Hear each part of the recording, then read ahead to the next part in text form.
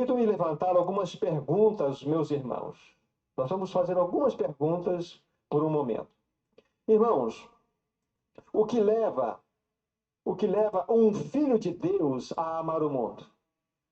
Porque quando João está escrevendo a sua carta, ele está dirigindo-se aos santos. Ele não está dizendo não ameis ao mundo para pessoas ímpias, e sim para aquelas pessoas que foram regeneradas. Veja a gravidade disso. João falava para as pessoas novas nascidas, pessoas que tiveram espírito vivificado.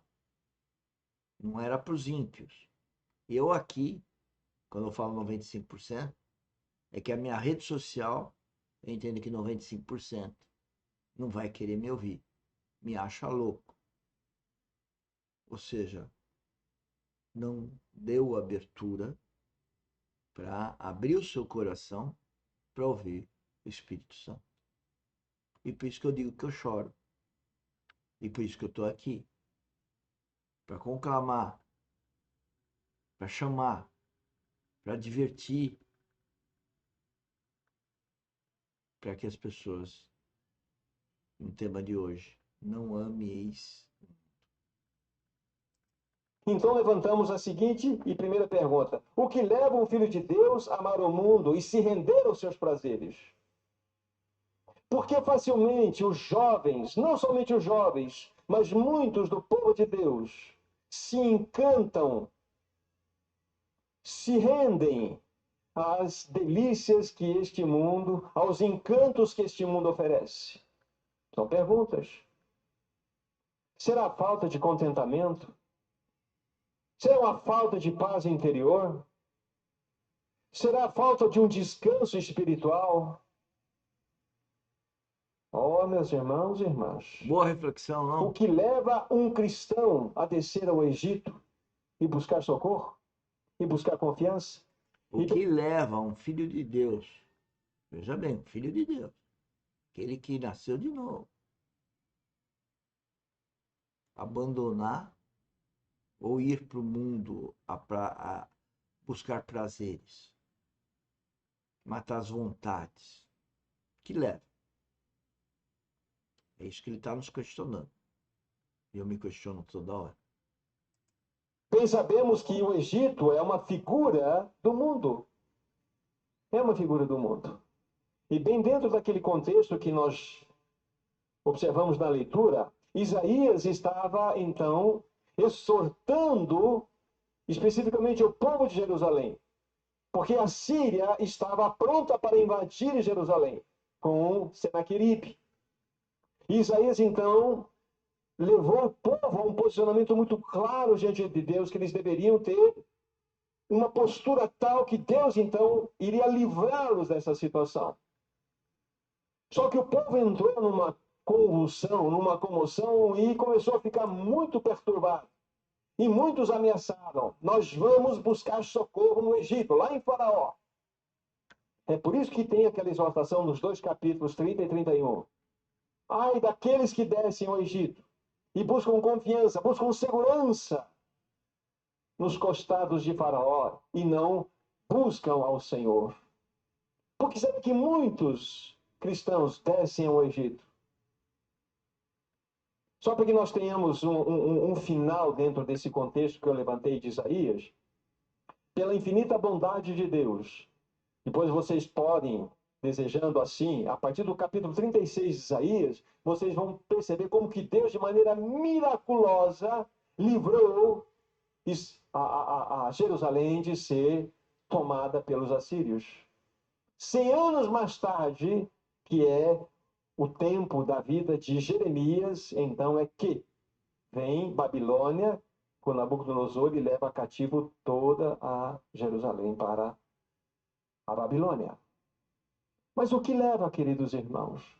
O que leva um cristão a descer a este mundo e buscar ali a satisfação da sua vida?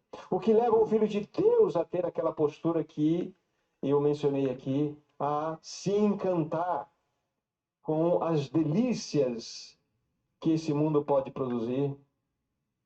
Irmãos e irmãs, o que motiva um santo que foi comprado pelo precioso sangue de Cristo Jesus a preferir a beber de fontes de águas sujas, águas salobas, deixando de lado o verdadeiro manancial da vida que é o Senhor? O que leva um cristão, um filho de Deus, a desprezar o verdadeiro manancial da vida? O que leva? Estamos levantando bastante perguntas de maneira proposital. E o ponto principal, que já vou dar uma pequena colocação para vocês, é bem no início de 1 João. Não ameis. Não ameis. Aí diz o mundo. Por que muitos de nós amamos o mundo? Essa é a grande questão. E nós temos que ter absoluta certeza, amados irmãos, que os tentáculos deste mundo já alcançaram o povo de Deus. De um modo geral, não estamos falando deste, daquele outro grupo, não. Mas os tentáculos do mundo já chegaram no meio do povo de Deus. E graças ao bom Deus, por que nós estamos estudando isso?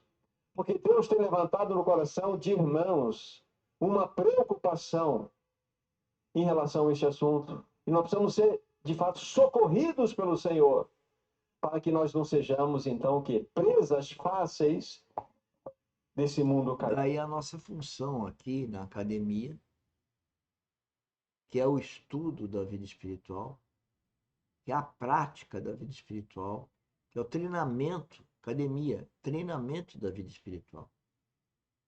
Daí, criarmos uma série de atividades que estão descritas nos vídeos, sendo a primeira o nosso grupo do WhatsApp, onde nós podemos nos comunicar. Se inscreva no grupo do WhatsApp. Todo dia, às 16 até às 17, estou disponível para agendar uma reunião com você, para todos os temas que nós versamos aqui na academia. Todos. De segunda a sexta, nós temos um mini treinamento de empreendedorismo técnico. Todo dia às 16 horas, de segunda a segunda, temos uma mini aula de terraplanagem.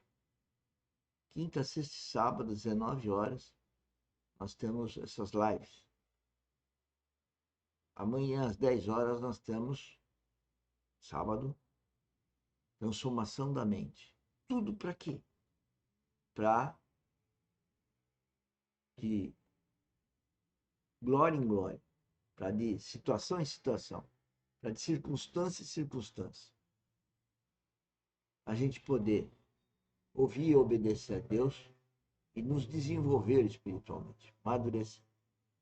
Mas, sobretudo, não cairmos na mão do mundo. Não ameis o mundo. Vamos voltar com o preletor. Não há a menor dúvida, amados irmãos e irmãs. A igreja, de um modo geral, ela está misturada. Misturada. Nós não temos adequadamente testemunhado do Senhor. Não temos adequadamente anunciado a sua palavra. Sabe por quê?